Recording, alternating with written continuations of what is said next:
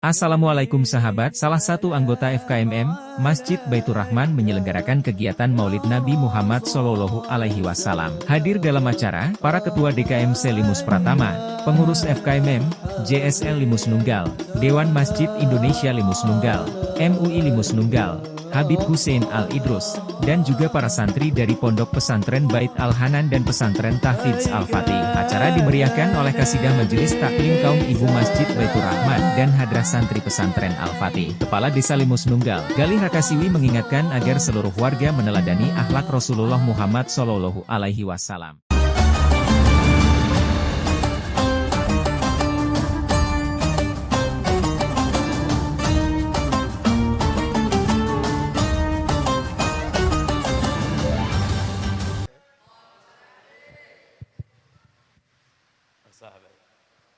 Bismillahirrahmanirrahim. Assalamualaikum warahmatullahi wabarakatuh.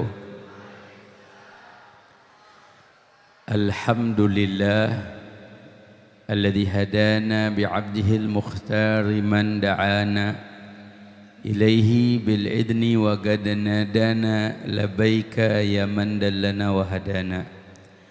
Allahumma salli wa sallim ala sayyidina Muhammadin nurika sari wa madadika al-jari wajma'na bihi fi kulli atwari wa ala alihi wa sahbihi ya nur amma ba'du. Segala puji dan syukur kita panjatkan kehadirat Allah Jalla Jalaluh.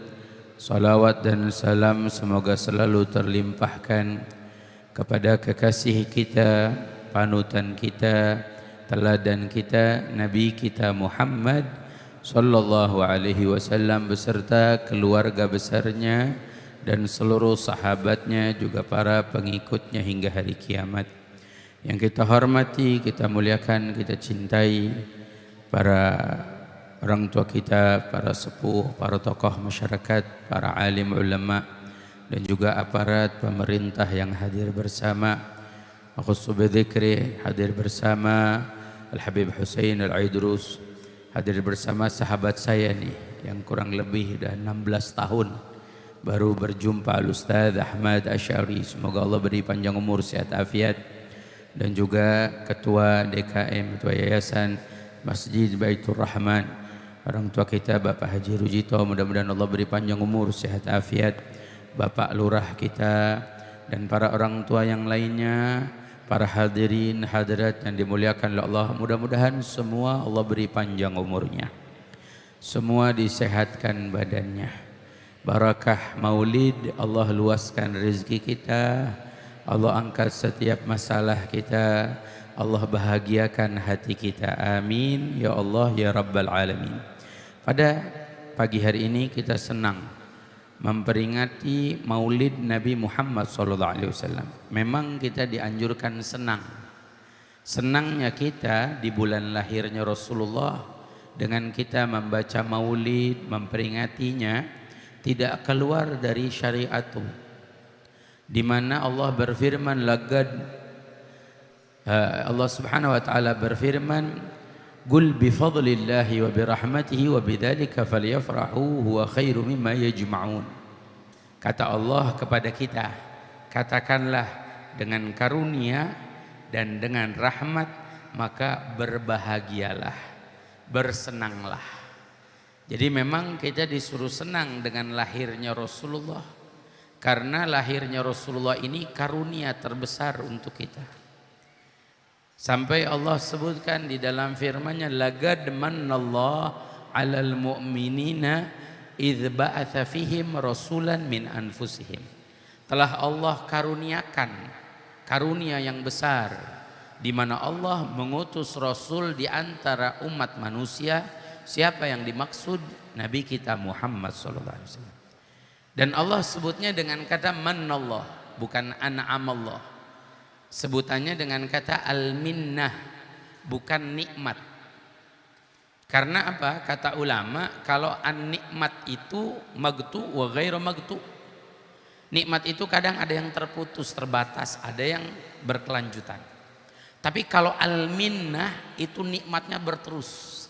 Bahkan kata ulama diartikan takmil, menyempurnakan. Itu namanya minnah. Makanya Allah sebut laqad manallahu 'alal mu'minin. Telah Allah karuniakan yang terus menerus dan menyempurnakan nikmatnya bagi siapa? Bagi orang-orang yang beriman.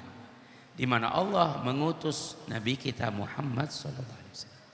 Makanya Nabi itu nikmat terbesar, karunia terbesar. Begitu juga kalau bicara rahmat, rahmat yang terbesar ya Nabi Muhammad. Allah sebutkan wa ma arsalnaka illa rahmatan lil alamin. Tidaklah kami mengutus engkau melainkan rahmat untuk seluruh alam semesta. Jadi Nabi itu disebut rahmat. Nabi itu disebut rahmatnya Allah. Bukan pembawa rahmat. Pembawa rahmat memang, tapi sumbernya rahmat juga. Karena Allah sebutnya bukan hamilur rahmah, tapi rahmatan, rahmatnya. Nabi kita Muhammad SAW. Nah tinggal kita yang nyikapinnya. Kita menyikapinya dengan apa? Falyafrahu. Kata Allah, maka berbahagialah, bersenanglah. Huwa khairu mimma yajma'un. Dan rasa bahagia tersebut lebih dari apapun yang kita kumpulkan. Berarti hadirin hadirat, hari ini kita bahagia memperingati Maulid Nabi. Ini lebih daripada apapun yang kita punya. Rasa bahagia kita dengan lahirnya Rasulullah lebih dari harta sebanyak apapun yang kita kumpulkan. Kenapa? Karena kita duduk di sini memperingati Maulid Nabi. Kita tidak duduk di sini kecuali karena cinta pada Nabi. Mohon maaf, kalau kita nggak cinta sama Nabi, kita nggak duduk di sini. Kalau kita nggak cinta sama Rasulullah, kita nggak akan rela-rela panas-panasan duduk kita peringati Maulidnya Rasulullah SAW. Tapi ini kita lakukan karena kita cinta, kita rindu kepada Nabi kita Muhammad SAW.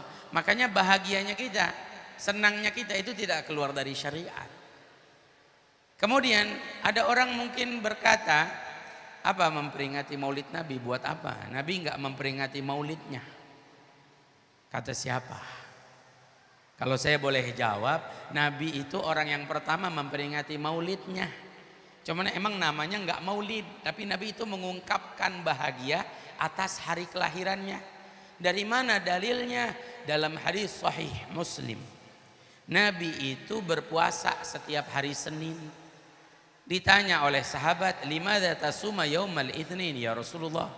Kenapa kamu puasa hari Senin ya Rasulullah? Dijawab oleh Nabi, li'anna yaumal itsnin yaum fihi wulidtu. Saya puasa hari Senin karena hari Senin saya dilahirkan. Jadi Nabi puasa setiap hari Senin karena hari kelahirannya. Ini dalil loh. Makanya kalau kita sebut kita kalah sama Nabi, kalah. Kalau Nabi SAW memperingati hari kelahirannya bukan setahun sekali. Mungkin kalau Masjid Baitur Rahman setahun sekali ya. Nabi tiap minggu memperingati hari kelahirannya. Cuma dengan caranya berpuasa. Apa maksudnya? Ya kita sama Nabi bedanya sedikit. Kalau kita kan kalau memperingati hari lahir bukannya puasa malah makan-makan. Ya kalau ulang tahun makan-makan ya. Ibu kita bikin nasi uduk, bikin nasi kuning. Betul nggak? Nggak ada masalah. Emang kita sama Nabi bedanya sedikit. Kalau Nabi sedikit makan, kalau kita sedikit-sedikit makan. Kalau Nabi sedikit tidur, kalau kita sedikit-sedikit tidur. Artinya memang Nabi itu mengungkapkan rasa bahagia. Boleh dong, boleh. Kita ngungkapin rasa bahagia, kita buat makanan, kita sedekah, kita berbagi. Ini rasa bahagia yang kita ungkapkan. Namun kenapa Rasulullah dengan berpuasa? Rasulullah ada mengajarkan kita satu hikmah juga apa? Mengajarkan kita muhasabah. Hakikatnya kalau kita berulang tahun atau hari lahir kita, hakikatnya umur kita berkurang bukan bertambah. Jadi kita diajarkan oleh Rasulullah berpuasa itu untuk muhasabah diri kita. Jadi kalau bicara Rasulullah nggak memperingati maulidnya, Rasulullah peringati. Saya sampai punya guru kemarin bilang, ini saudara-saudara kita yang membela Palestina, ini peringatan maulid terbesar. Karena mereka membela daripada penjajah. Mereka mengambil hak mereka yang mereka dizolimi.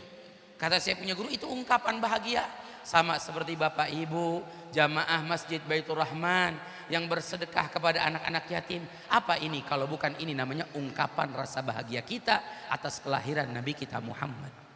Dan insya Allah Bapak Ibu memberi kepada anak yatim seperti ini santunan, atau kita bersedekah berbagi makanan, ini ungkapan rasa bahagia yang luar biasa. Duduk dengan umara, dengan ulama, dengan orang tua, kita silaturahmi sesama tetangga, ini namanya ungkapan rasa bahagia kita. Dan ungkapan ini tidak pernah dilarang daripada syariatnya Rasulullah SAW. Sampai saya punya guru dari Jawa Timur pernah bilang, kalau ada orang bilang maulid nggak boleh, saya mau tanya gini, jawab ya, kita kalau makan rujak boleh apa nggak boleh? Ya, rujak itu sesuatu yang disatukan dari buah-buahan. Sama maulid juga begitu. Saya tanya, makan nanas halal apa haram? Makan bengkoang halal apa haram? Makan apel halal apa haram? Kalau disatuin jadi apa namanya? Jadi rujak. Halal apa haram? Nah sekarang saya tanya nih, kita yang maulid ya, kita ngaji baca Quran halal apa haram? Kita zikiran halal apa haram? Kita sholawatan halal apa haram? Silaturahmi umara ulama halal apa haram? Terus lagi kita dengar ceramah halal apa haram? Dijadiin satu namanya mau halal apa haram? Lah kenapa ada yang bilang haram? Ini nih, ini yang perlu kita ketahui. Emang nggak ada di zaman Nabi yang muji Nabi? Ada. Kan kita baca maulid muji Nabi, qasidahan, salawatan muji Nabi. Di zaman Nabi juga ada. Dari mana dalilnya? Syairnya Hasan bin Thabit, syairnya Abdullah Abbas bin Abdul Muttalib. Itu ada syair-syairnya. Anta lamma wulita asyragatil ardu wada'at binurikal ufuku. Ini di depan Rasulullah loh. Ya Rasulullah, kamu waktu dilahirkan terbit cahaya yang terang sampai menerangi ufuk langit. Syairnya Hasan bin Thabit, wa ajmalu minka lam tara qatu aini. Yang lebih indah darimu belum pernah mata saya melihatnya. Wa afdalu minka lam talidin nisa'u. Yang lebih mulia dari kamu belum pernah ada perempuan yang melahirkannya. Kan ini pujian buat Nabi di hadapan Nabi. Kok sekarang kita nggak boleh muji Nabi kita Muhammad SAW? Makanya ini mah untuk memberikan keterangan. Jadi kumpulnya kita, bahagianya kita ini tidak keluar dari ajaran Allah dan Rasulullah. Saya sampaikan, beruntung mereka yang bahagia dengan memperingati hari kelahiran Rasulullah. Kenapa sih kita memperingati hari kelahiran Rasulullah? Karena hadirin hadirat, tiada satu orang pun yang lebih mencintai kita dibandingkan Rasulullah. Manusia yang paling cinta sama kita itu Rasulullah. Cintanya Rasulullah luar biasa. Setiap malam Rasulullah mendoakan kita. Sampai ada dalam satu riwayat Ummul Mukminin Siti Aisyah, pernah waktu Rasulullah duduk di atas sajadahnya berdoa angkat tangan, Siti Aisyah datang. Sengaja Siti Aisyah duduk di samping Rasulullah. Rasulullah melihat Siti Aisyah, Rasulullah doain. Kata Rasulullah, Allahumma ghafir li Aisyah ma'a'lanat wa ma'asrarat. Ya Allah, ampuni kesalahan Aisyah yang nampak, yang tidak nampak. Siti Aisyah senyum senang. Sampai dalam riwayat hadis itu disebutkan kada antatir, seakan-akan Siti Aisyah mau terbang. Saking apa? Saking didoain sama Rasulullah mau terbang. Akhirnya Rasulullah berkata kepada Siti Aisyah, hal asrarti ya Aisyah? Hai Aisyah, kamu seneng gak saya doain? Dijawab oleh Siti Aisyah, kaifla usar ya Rasulullah, gimana saya gak seneng? Nama saya disebutkan di dalam doamu. Apa jawab Rasulullah? Ini cinta Rasulullah. Kata Rasulullah, sungguh Aisyah, ini biasanya doaku yang setiap malam aku panjatkan untuk umatku. Bukan hanya untuk kamu, tapi umatku setiap malam aku doakan. Ini cintanya Rasulullah kepada kita. Kita kadang-kadang ketemu orang, kita doain orang, belum tentu kita doain anaknya. Kita kadang-kadang nih ketemu sama orang, kita cinta. Saya misalkan ketemu sahabat saya, belum tentu kita doain anaknya mudah-mudahan sehat, afiat, enggak. Padahal mungkin belum punya anak, tapi didoain. Rasulullah, kita belum lahir, 1400 tahun yang lalu kita sudah didoakan oleh Rasulullah. Bahkan ketika turun ayat di mana para nabi semua melepaskan keadaan umatnya. Di antaranya Nabi Isa, di dalam ayat Allah berfirman, in tu'adzibhum fa innahum ibaduk wa in taghfir lahum fa innaka antal azizul hakim. Ya Allah, kalau kamu menyiksa mereka, mereka adalah hambamu, hak kamu ya Allah. Kalau kamu mengampuni mereka, engkau yang maha bijaksana. Dilepasin. Nabi nangis Pak Bu. Baca ayat ini Nabi nangis. Apa jawab Nabi? Ya Rab, kaifa ummati min ba'di. Gimana umat saya setelah saya tiada? Nabi nggak mau ngelepasin kita. Nabi sampai berdoa seperti itu. Nabi Ibrahim melepaskan umatnya. Nabi Muhammad enggak. Sampai Nabi tiap malam sajadahnya basah dengan air mata tangisannya. Sampai Nabi punya kaki bengkak-bengkak. Yang didoakan siapa? Ya Rabb ummati, ya Rabb ummati, ya Rabb ummati. Kita semua masuk dalam doanya Nabi. Makanya pertanyaan saya, bagaimana kita enggak cinta kepada Nabi Muhammad? Sampai nanti keadaan di hari kiamat. Hari kiamat itu keadaan yang genting. Syekh Nawawi Al-Bantani dalam kitabnya Marqatus Su'udut Tasdiq, manusia itu bakal dibangkitkan kembali. Mereka yang sudah jadi tulang belulang bakal dikembalikan kembali seperti semula. Semua manusia dikumpulkan di padang mahsyar. Di hari tersebut manusia dalam keadaan yang genting. Matahari ada di atas kepala. Dalam riwayat hadis 1 dhira'. 1 dhira' itu berapa sih? Dari ujung siku kita sampai ujung jari sampai siku. Ini namanya 1 dhira'. Kayak kita julur tangan ke atas begini. Ini namanya 1 dhira'. Orang tua kita dulu bilang matahari 1 jengkal di atas kepala di padang mahsyar. Mohon maaf hadirin hadirat. Sekarang nih matahari jutaan mil jauhnya dari kita. Panasnya luar biasa sampai ibu-ibu kipas-kipasan di belakang. Betul nggak? Panas. Sampai kemarin saya punya status teman-teman saya liatin. Masya Allah, itu kemarin berapa hari yang lalu saking panasnya, itu status teman saya semua hampir rata tulisannya haredang. Saking panasnya. Sampai ada yang nulis, mohon maaf, neraka bocor, begitu kata. Saking panasnya. Ya mohon maaf, kita jauh loh dari matahari.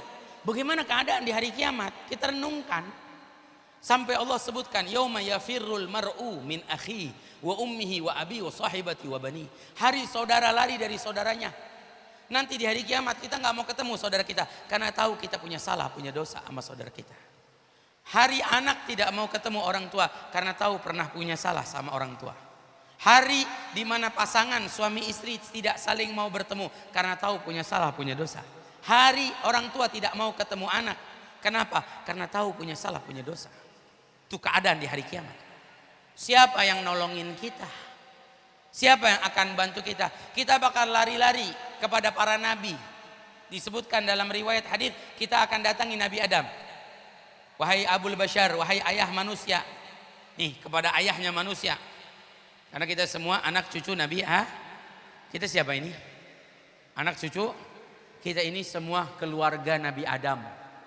Bukan keluarga cemara. Ya kalau cemara pohon. Emang kita mau jadi keluarga pohon? Kita keluarga Nabi Adam. Makanya saya bingung kalau ngelihat ada orang berantem. Bingung saya.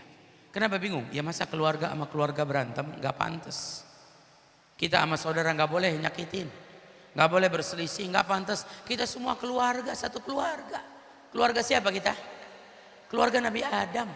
Nanti di hari kiamat kita bakal datang. Wahai ayah kami, wahai ayah manusia, tolong kami, mintakan pertolongan Allah, lepaskan penderitaan ini. Apa jawab Nabi Adam? Masing-masing. Nafsi, nafsi, sendiri-sendiri. Hari ini Allah mengungkapkan kemarahannya, belum pernah seperti ini sebelumnya. Makanya kalau ada orang tertimpa musibah bencana, jangan bilang Allah lagi marah, lagi murka. Mohon maaf, kalau Allah mengungkapkan kemarahan, kemurkaannya, dunia dan seisinya hancur. Bukan hanya musibah bencana satu tempat, tapi dunia dan seisinya hancur. Di situ semua para nabi nyerah, angkat tangan.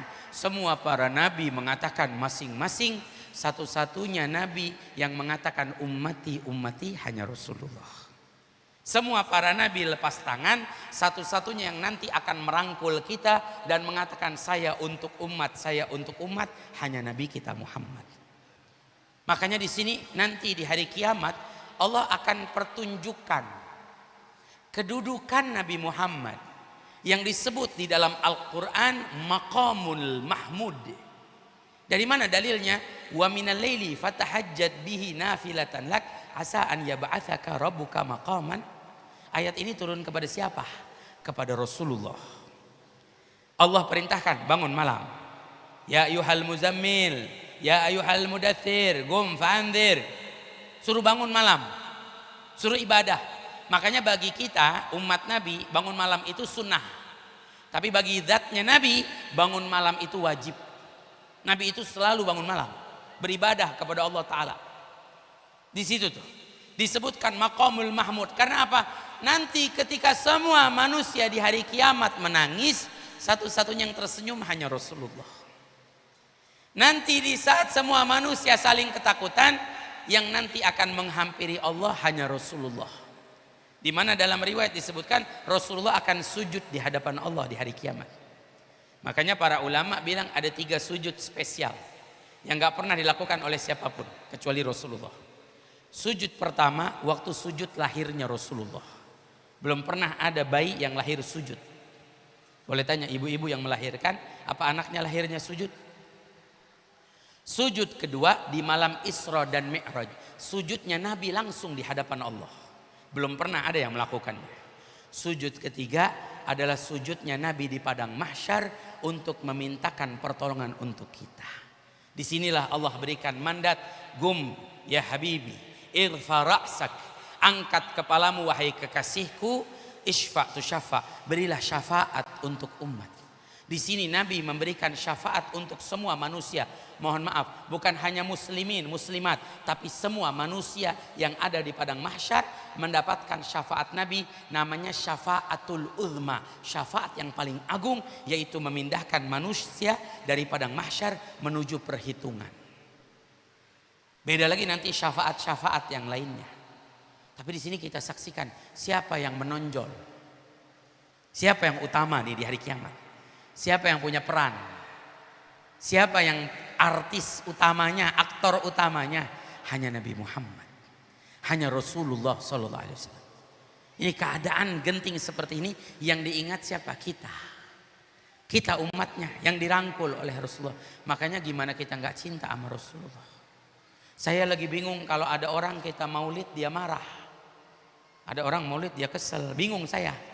Kenapa? Karena kan kita maulid memuliakan Rasulullah. Gimana nanti di hari kiamat Allah langsung yang memuliakan Rasulullah. Gimana gak mau marah dia? Bahkan mohon maaf loh, kita tidak akan masuk ke dalam surga kecuali kita baca dulu pintu surga. Itu pintu surga ada tulisannya. Tulisannya bukan nama kita, bukan nama orang tua kita, tapi namanya Rasulullah. La ilaha illallah Muhammadur. Gimana gak kesel dia masuk surga nama Nabi. Sekarang kita memperingati maulid Nabi baru buat poster aja langsung marah dia. Apa sih maulid lagi, maulid lagi. Ya kan ada orang begitu ya. Nggak apa-apa. Kalau nggak suka maulid mah nggak apa-apa. Tapi kita yang suka maulid, kita ingin membuktikan rasa cinta kita kepada Nabi kita Muhammad Sallallahu Alaihi Wasallam. Dulu nih ada satu pertanyaan. Kita ini memperingati maulid tujuannya apa? Supaya nanti kita bisa berkumpul dengan Rasulullah di hari kiamat. Karena pasti kita ingin dekat dengan Rasulullah. Nah pertanyaannya, modal apa kita dekat sama Rasulullah? Apa ibadah kita banyak? Apa amal kita banyak? Dosa kita mungkin banyak. Kita pengen dekat sama Rasulullah. Nah pertanyaan ini sudah diwakilkan oleh para sahabat. Sahabat Nabi itu cinta pada Nabi. Di antaranya siapa? Sayyidina Anas bin Malik. Sayyidina Anas bin Malik itu 10 tahun berkhidmat kepada Nabi. Jadi pembantunya Nabi. Beliau pernah tanya kepada Nabi, "Ya Rasulullah, aina ajiduka yaumal qiyamah?" Ya Rasulullah, di mana hari kiamat saya bisa dapetin kamu? Hari kiamat ini genting, semua manusia ketakutan. Saya di mana bisa dapetin kamu? Kata Rasulullah, tajiduni inda salat. Kamu dapetin saya di 3 tempat. Mohon maaf, 3 tempat ini tidak disebutkan surga. Tapi apa yang disebutkan? Di mana ya Rasulullah? Yang pertama, tajiduni fil mizan. Kamu bakal dapetin saya di timbangan. Buat apa Rasulullah di mizan, di timbangan? Supaya Rasulullah akan menunggu umatnya satu persatu ditimbang. Yang khawatirnya Rasulullah kalau ada umatnya yang amalnya kurang-kurang, biar Rasulullah yang akan menambahkannya. Ini ucapan Nabi loh. Kemudian ya Rasulullah, kalau nggak dapetin di timbangan, tajiduni indas sirat. Kamu dapetin saya di jembatan sirat. Buat apa Rasulullah di jembatan sirat? Rasulullah akan tunggu umatnya supaya jangan sampai ada satupun yang terpeleset masuk ke dalam api neraka jahanam. Supaya Rasulullah bisa menolongnya. Ya Rasulullah, kalau tidak ada di sirat di mana? Apa di surga? Enggak. Tajiduni indal haud, kata Rasulullah. Kamu dapati saya nanti di telaga. Untuk apa Rasulullah di telaga? Untuk memberikan minum umatnya yang kehausan. Rasulullah enggak sebut di surga. Padahal Rasulullah sendiri yang mengatakan, ana awwalu man yuftahu babul jannah. Saya orang yang pertama buka pintu surga. Sebelum Rasulullah mau masuk surga, Rasulullah akan tunggu umatnya supaya bisa masuk surga bareng-bareng dengan Rasulullah. Dari mana dalilnya? Ketika Rasulullah menangis di malam hari sampai sajadahnya basah dengan air mata sampai kakinya bengkak, Allah turunkan malaikat Jibril dengan turun satu ayat, wala saufa yu'tika rabbuka fatardo. Allah akan berikan semua kemauanmu, keinginanmu wahai Muhammad sampai kamu puas. Memang kita pernah tahu apa kepuasan Nabi? Apa yang Nabi mau? Nabi pernah berucap, inni la ardo ahad min ummati dakhalanar. Saya ya Allah tidak ridho kalau ada satu umat saya masuk ke dalam api neraka. Cintanya Nabi. Coba kita pahami, saya tidak ridho kalau ada satu umat saya masuk neraka. Berarti apa? Rasulullah mau semua umatnya masuk surga. Yang kalau sekarang ada umatnya yang masih jauh, masih berbuat dosa, masih berbuat salah, masih berbuat khilaf, Rasulullah masih berharap nanti dia masuk surga bersama Rasulullah. Makanya kenapa kita beda? Rasulullah aja masih mengharap semua orang masuk surga sama Rasulullah. Kadang-kadang kita enggak, malah dikotak-kotakin. Oh ini mah ahli neraka. Jahat sama kita sedikit, biarin aja biar dia masuk neraka. Masya Allah. Sampai saya Pak Bu, kemarin ada orang nunjukin saya, Habib ini orang zalim, ini orang jahat, doain Habib biar mati. Ya Allah, lah masa orang didoain mati? Saya bilang doain biar dia dapat hidayah. Jangan ridho Bapak Ibu kalau kita punya saudara tetangga masuk neraka. Emang kita ridho? Jangan. Walaupun dia jahat dengan kita loh. Sifat orang-orang soleh itu gak mau ada orang masuk neraka karena dia. Makanya saya mau mengajak kita nih memperingati Maulid Nabi. Karena kita tahu Nabi itu sangat mencintai kita. Kita ingin membuktikan cinta kita pada Nabi. Tapi pembuktiannya dengan apa? Satu, hasil maulid.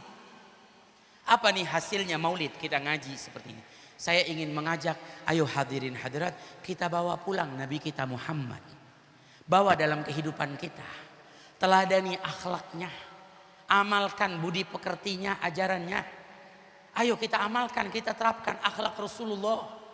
Jujur kita hidup di zaman banyak orang-orang yang tidak kenal akhlaknya Rasulullah. Sampai para ulama buat maulid seperti ini, guru-guru kita. Ini namanya memperbaharui rasa cinta kita pada Rasulullah. Mohon maaf, sebagian orang kalau bukan bulan maulid nggak kenal Rasulullah. Sebagian orang kalau nggak bulan maulid dia nggak ingat sama Rasulullah. Ada sebagian orang kalau nggak bulan maulid nggak sholawat sama Rasulullah. Ada sebagian orang kalau nggak bulan maulid tidak meneladani akhlak Rasulullah. Makanya maulid diadakan ini sama aja kita ngecas baterai kita.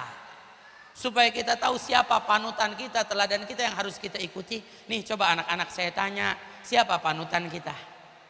Siapa teladan kita? Siapa yang harus kita ikuti? Tapi kenapa kok kita ngikutin artis? Kenapa kita ngikutin penyanyi Korea? Sampai cinta, Masya Allah fotonya dipajang di rumahnya. Padahal kita udah dikasih teladan. Laqad kana lakum fi rasulillahi uswatun, telah dijadikan teladan yang baik. Ayo ikuti akhlak Rasulullah. Saya sampaikan beruntung yang memperingati Maulid Nabi bahagia dengan kelahiran Nabi dan menjadikan momentum Maulid Nabi untuk mendekatkan dirinya kepada Nabi Muhammad, meneladani akhlaknya Nabi kita Muhammad. Saya ingin mengajak yuk nih yang hadir Maulid.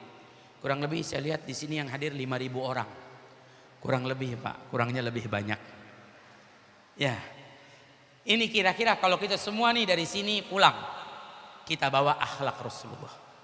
Semua ya. Bahwa akhlak Nabi kita amalkan, kita terapkan dalam kehidupan kita, dalam bertetangga, di keluarga kita. Indah hidup kita. Kalau satu komplek aja Pak, satu komplek semua mengamalkan akhlak Rasulullah, dengan tetangga, dengan kerabat, dengan sahabat, semua mengamalkan akhlak Rasulullah, maka saya yang jamin insya Allah kita seakan-akan tinggal di kompleks surga sebelum masuk surga. Tapi syaratnya mengamalkan akhlaknya Rasulullah.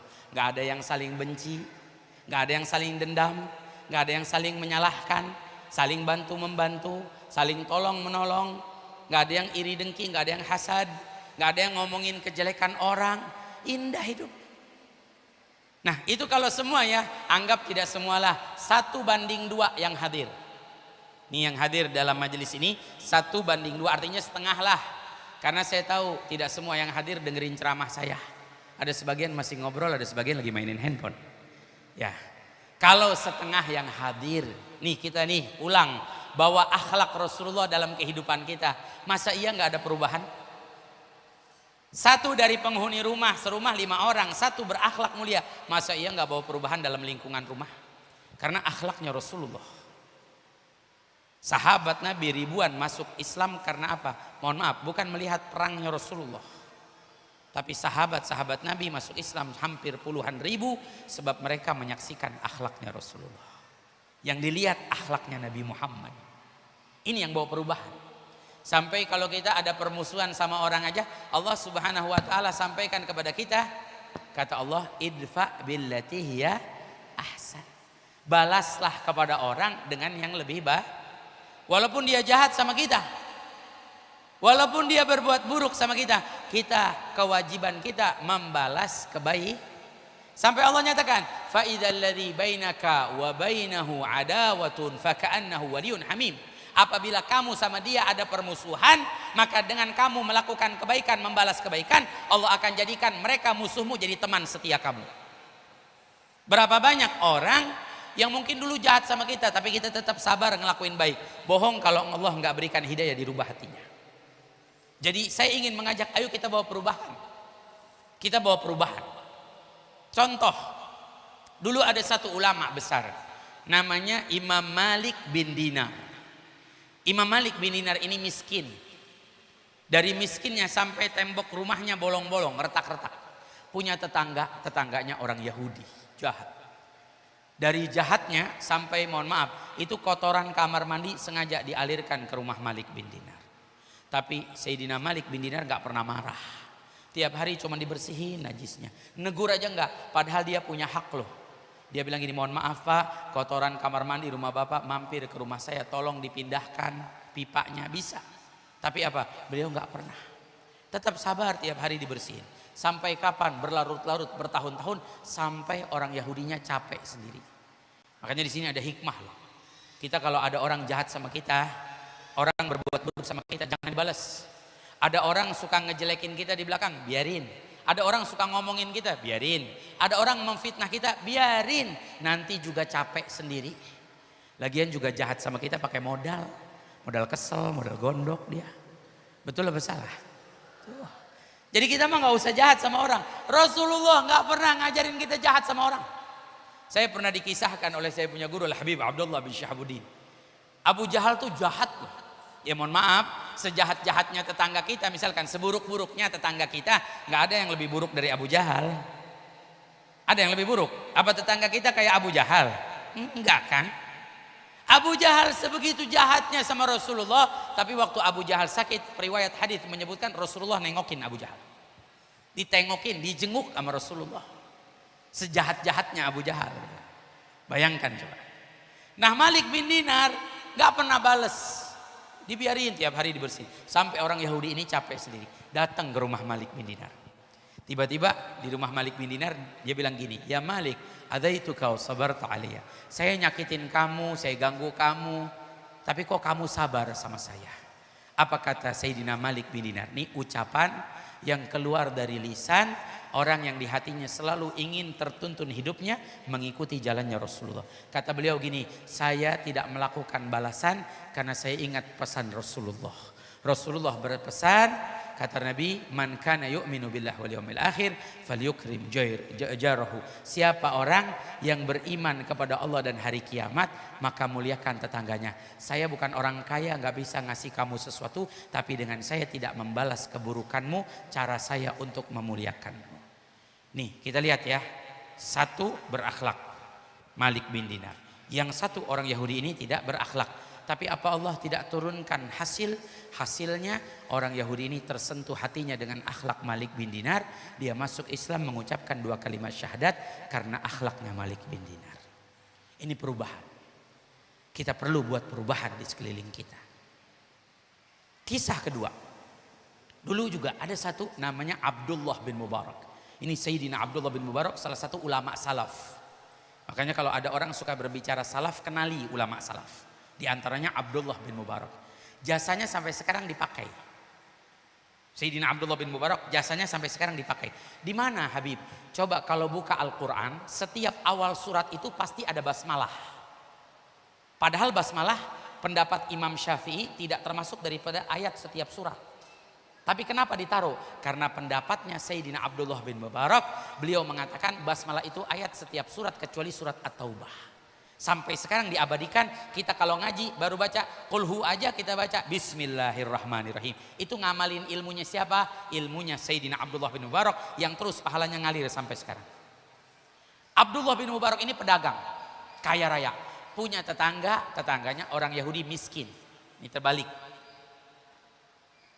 Saking baik akhlaknya Abdullah bin Mubarak, itu kalau istrinya masak, tetangganya orang Yahudi dikirimin.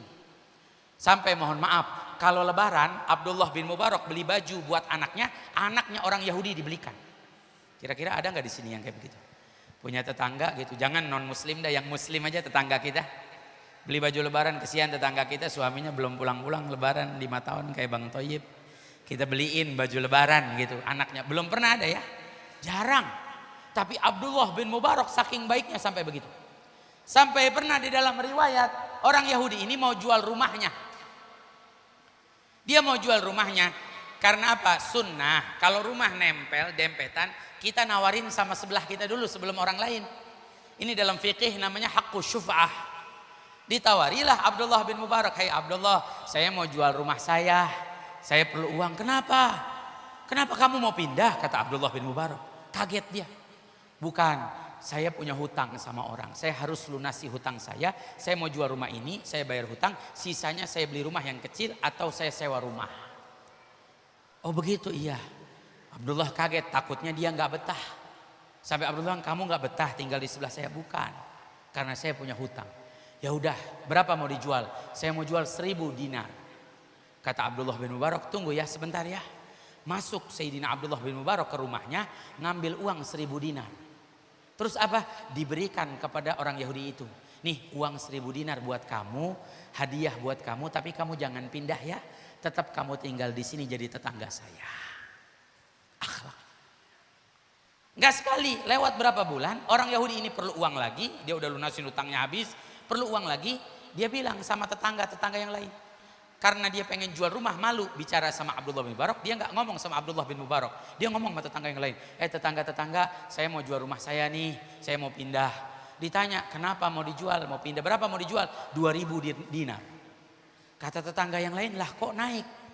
Baru kemarin 1000, baru berapa bulan kok naik 2000, 2 kali lipat." Kata Abdullah bin Mubarak, "Tunggu dulu, saya mau jual rumah saya 2000, 1000 dinar pertama itu harga rumah. 1000 dinarnya lagi harga kalau kamu beli rumah saya, kamu dapetin tetangga yang namanya Abdullah bin Mubarak, kamu gak bakal dapetin tetangga lebih baik dari dia." Tetangganya dijual juga sama dia. Ini luar biasa. Sampai ke telinga Abdullah bin Mubarak. Abdullah bin Mubarak lagi dagang di pasar. Abdullah, tetangga kamu mau jual rumahnya 2000 dinar. "Yang benar, tetangga saya." "Iya." Langsung tutup tokonya, pergi ke rumahnya, ngambil uang 2000 dinar. Didatangi orang Yahudi, "Saya dengar kamu mau jual rumah kamu 2000 dinar. Kenapa kamu mau jual?" "Jangan kamu jual. Nih saya kasih uang untuk kamu 2000 dinar. Kamu tetap tinggal di sini ya. Tetap jadi tetangga saya ya. Kalau kamu perlu uang berapapun bilang sama saya." Saya tanya, apa enggak tersentuh hatinya? Allah ketuk hatinya. Masuk Islam orang Yahudi ini di tangannya Abdullah bin Mubarak. Sebab apa? Sebab akhlak. Kadang-kadang mohon maaf, kita bersosial aja kita milih-milih. Ini orang suka maulid, udah kita nggak mau bantu. Jangan. Walaupun kita punya tetangga non muslim, Pak. Non muslim, tidak beriman kepada Allah Ta'ala. Tapi yang namanya urusan sosial, urusan akhlak, itu yang harus kita terapkan. Mereka nggak baca Quran kita. Mereka nggak baca hadis kita. Yang mereka lihat adalah jiwa kita. Kalau kita mengamalkan isi Al-Quran dan hadis, kita mengamalkan apa yang diajarkan oleh Rasulullah, mereka bakal bilang Islam bagus. Tapi mohon maaf, kalau kita nggak mengamalkan akhlak yang kita bawa, sifat kita, keburukan kita, mereka langsung menghukumkan Islam buruk. Ayo coba. Makanya saya tanya, kira-kira di komplek perumahan apa namanya ini? Ada nggak yang kayak Abdullah bin Mubarak baik begitu Pak Bu? Ada nggak? Maksudnya kalau ada saya mau tinggal di sebelahnya. Siapa tahu saya dibantuin. Tuh, saking baiknya akhlak yang mulia. Ini buat perubahan. Makanya saya ingin mengajak, ayo kita buat perubahan. Kisah ketiga. Dulu ada satu orang pernah sholat di masjid. Tiba-tiba ada orang pergi dari rumahnya mau ke pasar. Karena masuk waktu sholat, mampir ke masjid. Sholatlah dia di masjid nih. Selepas sholat di masjid, pergi ke pasar, sampai pasar lupa dompetnya. Kan dia mau bawa uang, mau pergi ke pasar, mau belanja. Tiba-tiba apa? Dia ingat, oh iya tadi ke masjid, mungkin tertinggal di masjid. Sampai di masjid, masuk masjid, lihat ada satu orang yang tadi lagi sholat. Kata dia, wah di masjid nggak ada orang kecuali dia. Kayaknya dia yang ngambil dompet saya, dituduh. Langsung dihampiri, hei kamu yang lagi sholat, udah selesaikan sholat kamu, kembalikan dompet saya. Orang ini menyelesaikan sholatnya, salam-salam, nengok ada apa-apa, ini rumahnya Allah, kenapa teriak? Udah jangan banyak bicara, saya tahu saya kehilangan dompet saya di sini di masjid. Pasti kamu yang mengambilnya, karena hanya kamu satu-satunya orang yang ada di dalam masjid. Sehingga apa? Orang itu bilang, ya udah Pak, yuk, ini rumahnya Allah, ke rumah saya yuk. Diajak ke rumahnya, sampai depan rumahnya ditanya, Bapak kehilangan uang berapa dalam dompet? Kehilangan 1000 dirham. Tunggu sebentar ya Pak. Masuk ke dalam rumahnya, ngambil uang 1000 dirham. Dikasih langsung, ini Pak uang 1000 dirham, uang Bapak. Ya begini dong, jangan nyuri, jangan nyolong. Ya, pergi orang ini. Sampai ke pasar belanja, di pasar belanjaannya. Kembali pulang ke rumah, sampai di depan rumah, kebetulan istrinya ada di depan rumah. Sambil geleng kepala bilang, Pak, tadi katanya mau ke pasar, tapi kok dompetnya ketinggalan di rumah. Ternyata dompetnya ada di rumah dan dia tuduh orang yang lagi sholat di dalam masjid. Sehingga apa? Ya Allah, dia ngerasa bersalah. Ya Allah, saya udah nuduh orang yang lagi sholat di masjid. Langsung diambil itu dompetnya, uang 1000 dirham, dihampirilah ke masjid. Dicari di masjid, nggak ada orang itu. Dia ingat, oh tadi ke rumahnya. Maka dihampiri ke rumahnya. Belum sampai di depan rumahnya, ada orang lewat. Dia tanya, ini rumahnya siapa? Langsung orang ini bilang, memang kamu nggak kenal ini rumah siapa? Tambah kaget dia. Emang ini rumahnya siapa? Ini rumahnya Ali Zainal Abidin Ibn Husain Ibn Fatimah Zahra bint Rasulullah. Ini rumah cicitnya Rasulullah. Namanya Ali Zainal Abidin. Orang yang paling bagus ibadahnya. Yang disebutkan setiap sehari semalam sholat sunnahnya nggak kurang 1000 rakaat. Sholat sunnahnya sehari semalam tidak kurang 1000 rakaat. Makanya julukannya Ali As-Sajjad. Ali yang selalu sujud. Kita kalau datang ke masjidnya pasti dapetin lagi sujud, lagi sholat. Langsung dia, ya Allah kata dia. Dari satu kota Madinah yang saya tuduh cicitnya Rasulullah. Maka orang itu langsung mendatangi, diketuk pintu rumahnya. Sayyidina Ali Zainal Abidin dengan akhlaknya yang mulia langsung keluar. Orang ini bilang, mohon maaf, saya tidak tahu siapa engkau. Saya telah menuduh engkau. Ternyata uang saya tertinggal di rumah. Ini saya kembalikan uangmu padamu. Apa kata Sayyidina Ali? Enggak, saya sudah memaafkan kamu. Dan uang itu saya ikhlas memberikannya. Dan kami keluarga Rasulullah, kalau sudah mengeluarkan sesuatu dari kantong, tidak boleh masuk kembali ke dalam kantong. Apa enggak luluh hatinya orang ini? Apa enggak tersentuh akhlak? Coba kalau kita baru dituduh sedikit, apa nuduh, berantem gitu di masjid. Nggak lihat masjid, nggak lihat jalanan. Tapi lihat akhlak. Sehingga apa? Allah rubah orang itu malu, tersipu. Dirubah hatinya. Sebab apa? Sebab akhlak. Mohon maaf, akhlak itu lebih tajam dari apapun. Nembus masuk dalam hati. Walaupun hanya perilaku, belum ucapan. Mohon maaf hadirin hadirat, saya bicara mungkin dari tadi sampai sekarang, belum tentu semua bicara saya bermanfaat. Tapi akhlak yang kita saksikan dari guru-guru kita, akhlak yang kita saksikan dari orang tua kita, itu menyentuh masuk dalam hati kita, akan mengingatkan kita sampai kita wafat. Makanya saya ajak ayo kita rubah keadaan. Dengan apa? Dengan akhlak. Sampai dulu ada di Jakarta namanya Habib Ali bin Husain Al-Attas. Dulu terkenal. Beliau ini gurunya Muallim Syafi'i Hazami. Gurunya para guru dulu. Di zaman itu. Beliau tinggalnya di Bungur. Bungur itu gak jauh dari Kemayoran. Jakarta Pusat. Habib Ali pernah bangun malam. Mau tahajud. Baru mau sholat nih. Tiba-tiba maling masuk. Maling masuk. Habib Ali liatin maling. Maling ngeliat juga. Wah, pandangan pertama. Saling ngeliat, menatap. Lihat akhlaknya orang soleh ya. Sama maling gak mau nyakitin. Langsung Habib Ali bilang gini, kamu mau maling ya? Ini maling langsung ketakutan. Tenang, tenang kata Habib Ali. Saya juga mau maling kata Habib Ali. Padahal rumahnya. Tapi gak mau nyakitin maling. Kamu mau maling apa? Uang emas perak. Sini, sini. Saya tunjukkan tempatnya. Nih yang punya rumah nyimpen emas di sini. Nyimpen uang di sini. Nyimpen ini di sini. Ya memang dia tahu orang dia yang punya rumah. Akhlak, sama maling pakai akhlak. Subhanallah sampai diambil tuh semua, digelarkan sarungnya, ditumpukin semua, udah dapat banyak. Kata malingnya, ayo kita bagi dua. Kata Habib Ali, enggak, hari ini buat kamu semua. Bagian saya buat kamu. Kata ini maling, Habib Ali bilang, ayo cepat pergi, nanti keburu yang punya rumah bangun. Ya, tapi saya bingung, bawanya banyak. Tenang kata Habib Ali, yang punya rumah punya andong, punya delman. Zaman dulu belum ada mobil. Yang punya rumah punya andong, punya delman. Saya punya kunci pagernya. Ya punya kunci pagar yang punya rumah. Sampai Habib Alinya yang bantuin ngangkatin itu barang-barang naik ke atas delman. Sampai di bawah itu delman. Habib Ali teruskan kehidupannya. Tanpa terpengaruh sedikit pun. Barangnya semua dicuri. Tanpa terpengaruh. Karena tahu siapa yang memberi rezeki? Allah. Sehingga apa? Si maling ini mampir ke base campnya. Ke markasnya para maling, bangga dia. Oh, saya malam ini dapat banyak, lihat nih dapat saya. Kepala malingnya lihat, oh iya banyak. Terus saya dapat lagi, bukan cuman barangnya, andongnya, delmannya saya curi kata dia. Mana delmannya? Dilihat delmannya. Ternyata Pak Bu, kepala maling ini diam-diam suka ngaji juga. Jadi pas dia lihat delman, dia tahu, ini saya kayak kenal delman nih. Kamu nyuri di mana? Saya nyuri di Kampung Bungur, jalan ini nih. Tunggu. Jangan-jangan kamu nyuri di rumah Ustadz nih. Akhirnya apa? Coba ayo tunjukin rumahnya yang mana. Ditunjukinlah rumahnya. Ini rumahnya. Waduh, kata dia. Ini kamu salah nyuri. Ini rumahnya Habib Ali Al-Attas. Gurunya para guru sepuh di sini. Yang kamu curi. Salah kita nyolong. Salah kita ngerampok. Ayo balikin. Sampai disuruh balikin. Semua dinaikin ke atas delman. Sampai mau dikembaliin. Diketuk pintu rumahnya Habib Ali. Habib Ali keluar. Kata si maling bilang, nah ini dia yang semalam nemenin saya katanya. Bukan nemenin. Ini memang yang punya rumah Habib Ali bin Husain Al-Attas. Sampai malu dia. Langsung kepala malingnya bilang, mohon maaf Habib. Anak buah saya Sarah ngerampok. Rumah Habib dirampok. Tolong dimaafkan Habib. Ini barang-barangnya kita kembalikan semua. Apa jawab Habib Ali? Enggak. Saya sudah ikhlas memberinya. Dia enggak ngerampok saya. Saya yang ngasih. Saya yang nunjukin di mana tempatnya kata Habib Ali.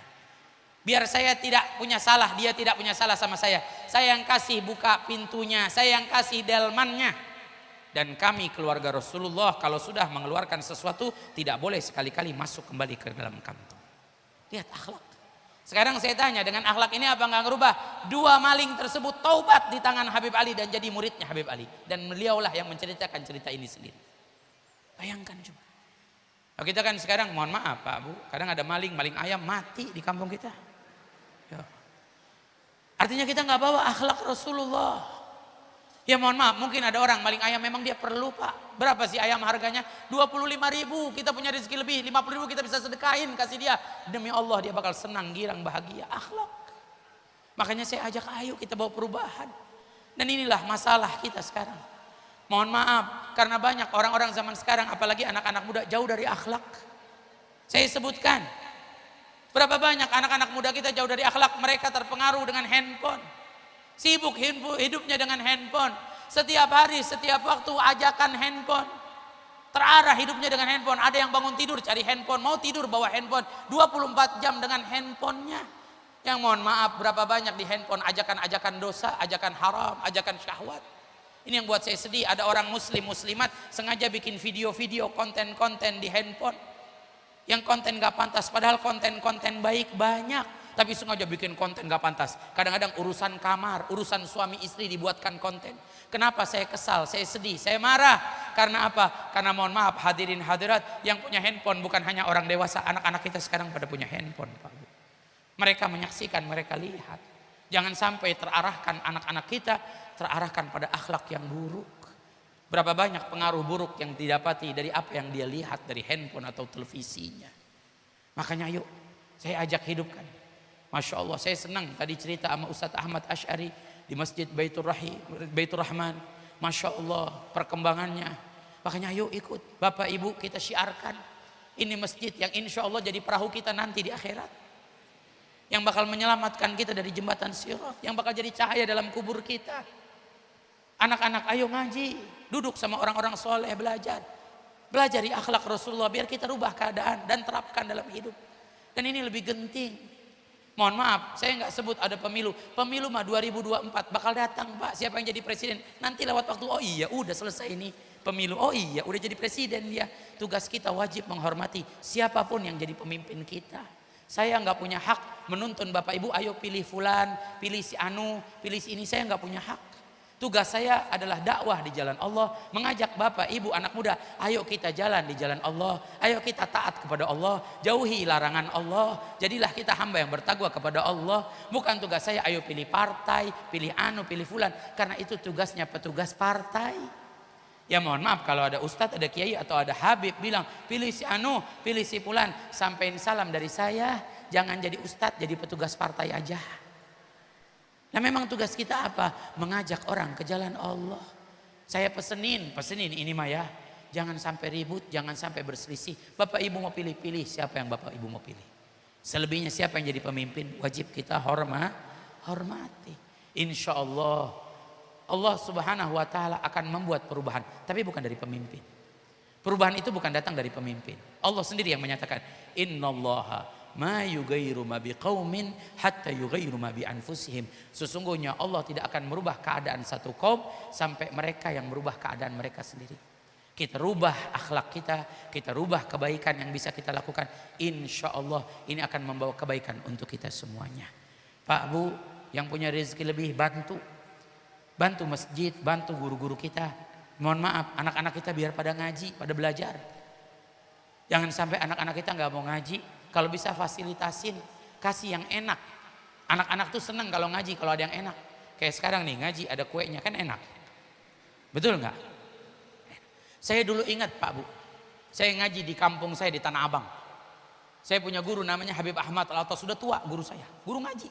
Tuh setiap hari sore ngaji. Khusus malam Jumat istrinya bikin makanan, bikin kue, bikin pastel, bikin lontong.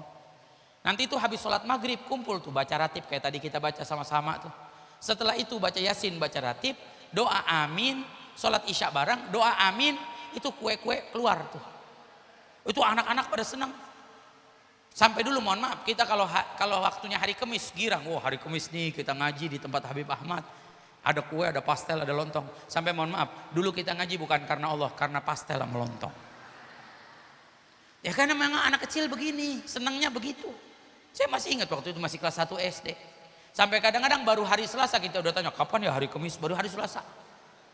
Itu sampai kalau udah dibagiin kuenya, itu kuenya keluar. Kadang-kadang piringnya belum sampai tanah, kuenya udah pada habis duluan Pak. Semua pada berebut anak-anak kecil. Nah memang cara metode dakwah sama anak-anak begitu. Kalau anak-anak kita iming-imingin, kasih sesuatu imbalan, membuat mereka semangat. Kalau sama bapak-bapak nggak bisa. Bapak ibu pengen anak puasa, nak puasa ya. Kalau puasa full nanti dikasih hadiah. Semangat nggak kira-kira puasa? Anak-anak. Tapi kalau sama bapak-bapak nggak bisa Pak, ayo sholat di masjid. Sholat subuh, yang sholat subuh satu orang dapat 50.000. Insya Allah masjidnya rame. Tapi bapak-bapak nggak ada yang ikhlas semua. Bukan metodenya. Kalau sama orang tua kita harus mengajarkan ketulusan. Tapi kalau sama anak-anak harus ada iming-imingnya. Sampai dulu saya di pengajian saya, namanya guru saya Habib Muhammad Al-Attas. Itu kalau sore disuruh ngaji, Rapi, mandi, sore ngaji. Terus habis maghrib belajar rukun sholat, rukun wudhu. Selepas itu baca yasin, baca ratib. Selesai baca ratib, sholat isya berjamaah. Sholat isya berjamaah itu Habib Muhammad keluarin dompetnya. Dikeluarin dompetnya, dikasih tuh kita 1000. Dulu 1000 zaman saya masih kecil, besar. 1000 bisa beli macam-macam. Itu girangnya, senangnya hati anak-anak semua. Semangat. Kalau udah ngaji, kadang-kadang ngajinya maghrib, zuhur kita udah nyampe di pengajian. Pulang sekolah langsung lari. Kata Habib Muhammad, mau ngapain di sini? Nungguin nanti Habib mau ngaji. Semangat, kenapa? Karena pulang ngaji dapat 1000. Sampai pernah suatu malam Habib Muhammad lupa ngeluarin dompetnya, nggak ngasih 1000. Semua anak-anak pulang cemberut. Kita nggak dapet nih malam ya. Karena memang metode dakwahnya begini. Kita ajak, kita rangkul anak-anak kita biar cinta sama pengajian, biar cinta sama kebaikan. Insya Allah ini membawa keberkahan buat anak-anak kita. Pak Bu, kita bakal meninggalkan dunia. Ada masanya mereka lah anak-anak kita generasi penerus. Kalau kita tidak menanamkan di dalam hati-hati mereka rasa cinta dengan kebaikan, bagaimana nanti kehidupan di masa yang akan datang? Jangan kita harapkan ada kebaikan. Kita meninggalkan dunia, kita akan sisakan kebaikan di atas muka bumi.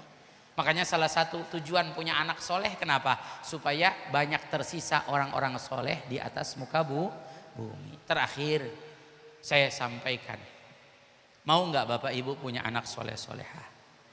Saya pesenin kembali kita ngaji. Duduk, Masya Allah banyak guru-guru kita, banyak ustadz kita ngaji. Bapak Ibu yang berjuang, terus berjuang. Yang mengajar Al-Quran, mengajar baca Iqra, terus jangan putus asa. Orang tua kita yang berjuang untuk masjid, terus berjuang, jangan putus asa. Walaupun kadang mungkin yang hadir pengajian 10-20 orang, jangan putus asa. Ibu yang berjuang untuk anak, mungkin anaknya belum soleh, belum solehah, terus berjuang. Jangan pernah putus asa. Walaupun anak kita nakal, walaupun anak kita bandel, jangan pernah putus doa. Jangan pernah putus nasihat untuk mengingatkannya. Jangan pernah putus bicara dari hati ke hati kepada anak kita. Karena ini usaha kita, upaya kita, perjuangan kita. Allah ingin melihat keteguhan kita, kesungguhan kita. Hasilnya nggak sekarang. Kiai-kiai kita yang buat pengajian anak-anak hasilnya nggak sekarang, tapi lihat 10 tahun 20 tahun ke depan. Ibu-ibu yang biasa rajin ngaji nggak lihat hasilnya sekarang, 10 tahun 20 tahun yang akan datang. Makanya ayo terus ngaji. Insya Allah anak keturunan kita juga dijadikan anak-anak yang soleh-solehah. Saya ini pulang dari Yaman tahun 2007. Saya adik kelas dari Ustadz Ahmad Asy'ari. Dari Yaman tuh saya pulang 2007. Saya punya tetangga, Pak. Tetangga saya nggak suka ibadah, nggak suka ngaji. Tadinya nggak suka. Subhanallah, saya pulang dari Yaman karena dulu kecil saya main di rumahnya. Dia bilang sama saya gini, Habib, boleh nggak saya ikutan ngaji? Boleh, saya bilang. Kita bikin pengajian di rumah, bikin pengajian kecil-kecil. Masya Allah, dia orang nggak punya, Pak. Tapi semangatnya luar biasa. Habib, saya cuman pedagang sayur, saya nggak punya apa-apa. Tapi saya punya motor. Saya punya tenaga. Kalau Habib perlu tenaga, saya perlu motor, saya bantu. Itu subhanallah. Sampai kita kalau buat pengajian, dia yang gelarin karpet, dia yang pasangin sound system. Saya sampai ngajar dari Tanah Abang sampai ke Tangerang pakai motor, dia yang gonceng. Dulu tuh belum punya mobil, belum punya apa. Sampai ngajar dari Tanah Abang ke Cibubur pakai motor, sampai ke Klender Buaran pakai motor, sampai ke Bogor pakai motor. Semangat luar biasa. Dia sampai pernah ngomong gini, Habib, saya mah bukan orang soleh, tapi saya pengen jadi orang soleh. Yang saya lebih berharap anak-anak saya biar jadi orang soleh. Ini hatinya orang tua. Nggak ada orang tua yang nggak kepengen anaknya soleh. Kita walaupun bukan orang soleh pasti kepengen anak-anak kita soleh-solehah. Subhanallah, saya cuma ngomong, udah kita ngaji, duduk sama orang soleh, hadir pengajian-pengajian. Dia dengerin tuh, Masya Allah. Ini si bapak hadir pengajian-pengajian di kampung. Masjid-masjid, musola-musola dipenuhin, diramein sama dia. Terus kalau kemana-mana. Nah waktu itu dia punya anak 2. Laki yang satu sekolah umum, satu masih kecil. Istrinya lahir lagi, anak ketiga. Minta nama sama saya kasih nama. Nih namanya yang bagus. Subhanallah, saya baru sadar kemarin, 2 bulan lalu di majelis. Saya lagi ceramah, tiba-tiba saya lihat ada anaknya di depan. Saya lihat nih luar biasa. Pertama, anaknya yang nomor 2 yang kecil. Dari kecil dia bilang sama saya, Habib, gimana kalau anak saya pondokin? Pondokin. Di mana mau dipondokin? Di Jawa Timur, di Madura. Iya, pondokin di mana aja. Kalau perlu jangan cuma di Madura, di Yaman, nggak apa-apa biar jauh. Subhanallah, dia dengar. Dipondokin Pak, dari kecil SD sampai lulus SD. Lulus SD dipindahkan ke Tangerang. mondok di Tangerang, sekarang di pondoknya sudah jadi ustadz. Jadi ustadz andalan di pondoknya di Tangerang, Kiai Hafiz. Subhanallah, punya adik yang kecil tuh yang baru lahir, sekarang mondok di tempat kakaknya, nanti bakal jadi calon ustadzah. Yang subhanallah lagi waktu saya ngaji di majelis Rasulullah baru sadar kemarin, ini udah 16 tahun loh. Saya sadar kemarin, saya ngaji ada dia di depan. Saya lihatin, anaknya si bapak ikut ngaji, Masya Allah. Seneng hati saya. Demi Allah Pak, saya lebih senang lihat tetangga saya ngaji daripada orang yang saya nggak kenal. Saya senang lihat keluarga saya ngaji daripada orang yang saya nggak kenal. Karena mereka orang-orang terdekat kita. Kita yang bakal bertanggung jawab tentang mereka. Pulang saya tanya si bapak, Pak anak bapak nggak kerja? Saya tadi lihat ada di pengajian. Ya Bib, alhamdulillah sekarang tiap malam Jumat ikut ngaji istiqomah. Nggak kerja? Enggak Bib, dia kerjanya biasanya sampai malam, mekanik. Cuma dia sekarang resign, berhenti. Dia cari kerja siang supaya malamnya bisa ikut ngaji. Subhanallah, saya tunjuk jempol. Pak, bapak bukan kiai, bukan ustadz, bukan orang alim, tapi punya anak soleh-solehah. Yang satu walaupun sekolah umum tapi dia ngaji, duduk di majelis. Dia mau menata hidupnya yang baik. Yang satu lagi ustadz, yang satu lagi calon ustadzah. Apa kurang beruntungnya Pak? Ini dambaan setiap orang loh. Setiap bapak ibu pasti pengen punya anak soleh-solehah. Makanya ayo kita ngaji. Deketin orang soleh, kumpul sama mereka. Punya permasalahan, musyawarah, tanya. Mana yang halal, mana yang baik, mana yang harus kita lakukan. Insya Allah hidup kita barokah. Terakhir pesan saya, kita ngaji, duduk sama orang soleh. Lihat, kalau kita nggak jadi orang soleh, insya Allah anak keturunan kita jadi orang soleh. Saya punya guru pernah mengatakan, siapa yang duduk sama ulama, cinta sama ulama, berkhidmat sama ulama, paling tidak kalau dia tidak jadi ulama, insya Allah anak keturunannya jadi ulama. Amin ya rabbal alamin. Terakhir pesan saya, jangan ribut, jangan berselisih. Ayo kita buat perubahan dengan akhlaknya Rasulullah SAW. Setuju apa enggak? Setuju apa enggak? Ya kan kita pulang nanti kita bawa akhlak Rasulullah, kita lihat perubahannya. Jangan gampang marah.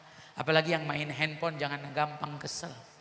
Saya pernah buat satu tulisan di internet, di Instagram, kurang lebih 10 tahun lalu.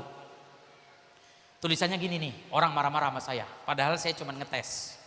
Tulisannya gini Pak, orang yang masih merokok haram jadi imam. Tiba-tiba Instagram saya penuh. Orang pada marah-marah sama saya. Wah ini Habib gak bener kata dia. Habib sesat, saya bingung kalau Habib sesat gimana jamaahnya. Saya tulisnya orang yang masih merokok haram jadi imam. Kata masih dalam bahasa Indonesia itu sedang, berlangsung, lagi, sambil, betul nggak? Orang tua kita tanya, nak di mana? Masih di jalan Bu, berarti lagi di, sambil di, sedang di, ya. Berarti kalau saya tulis orang yang masih merokok, berarti lagi, atau sedang, atau sambil, emang gak boleh jadi imam, gak boleh jadi makmum. Matiin dulu rokoknya, baru jadi imam. Betul apa salah saya ngomong? Tapi orang-orang nyalahin saya Pak. Tuh, orang di zaman sekarang mah kadang-kadang yang bener aja disalahin. Ini dia. Kita yang salah aja nggak harus kita salahkan untuk kita mempermalukan orang lain. Kata Imam Syafi'i, kamu kalau mau menasihati orang nggak boleh di depan orang lain. Imam Syafi'i negur kita, jangan nasihatin orang, jangan negur orang depan orang lain. Kalau kita nasihatin orang di depan orang lain itu sama aja menghancurkannya. Tapi kita nasihati dari belakang, duduk berdua tanpa ada yang tahu. Ini namanya memperbaikinya. Makanya jangan sampai gampang nih kalau misalkan saya bilang gini, Bapak Ibu anak muda, adik-adik jangan pulang sampai selesai acara. Kalau ada yang pulang saya doain sampai rumah buang-buang air. Marah sama saya. Buang-buang air artinya banyak. Ini botol kalau dibuang namanya buang apa? Kata orang kampung saya ya. Ini di kampung saya dulu. Ini mah terakhir hiburan aja Pak Bu. Di kampung saya di Tanah Abang, orang Tanah Abang itu bilang gini, Habib, adzan di Tanah Abang gak boleh kenceng-kenceng. Saya bilang kenapa gak boleh kenceng-kenceng? Adzan biar kenceng, kalau perlu pakai mikrofon biar orang semua dengar. Datang ke masjid untuk gak boleh Habib.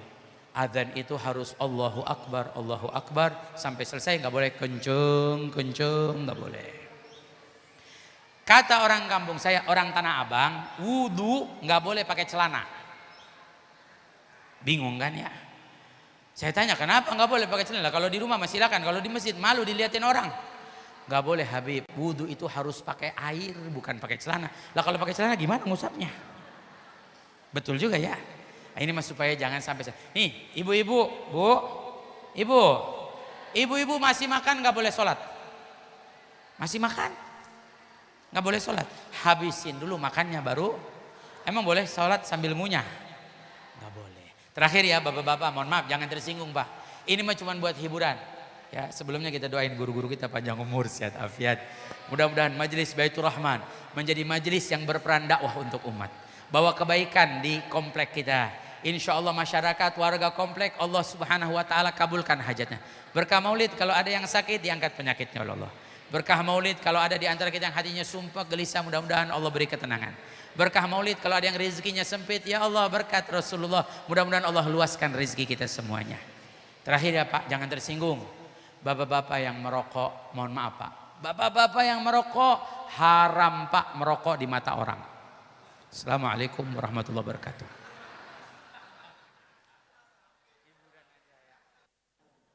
أعوذ بالله من الشيطان الرجيم بسم الله الرحمن الرحيم الحمد لله رب العالمين حمدا شاكرين حمدا ناعمين حمدا يوفي نعمه ويكافئ مزيده يا ربنا لك الحمد كما ينبغي لجلال وجهك وعظيم سلطانك اللهم صل على سيدنا محمد الفاتح لما أغلق والخاتم لما سبق ناصر الحق بالحق والهادي إلى صراطك المستقيم وعلى آله حق قدره ومقداره العظيم اللهم اجعل جمعنا هذا جمعا مرحوما وتفرقنا من بعده تفرقا معصوما ولا تجعل فينا ولا معنا شكيا ولا محروما اللهم يسر ولا تعسر اللهم يا ميسر كل عسير ويا جابر كل كثير ويا صاحب كل فريد ويا مهني كل فقير ويا مقوي كل ضعيف ويا مأمن كل مخيف يسر علينا يا الله كل عسير فتيسير العسير عليك يسير يا من لا يحتاج إلى البيان والتفسير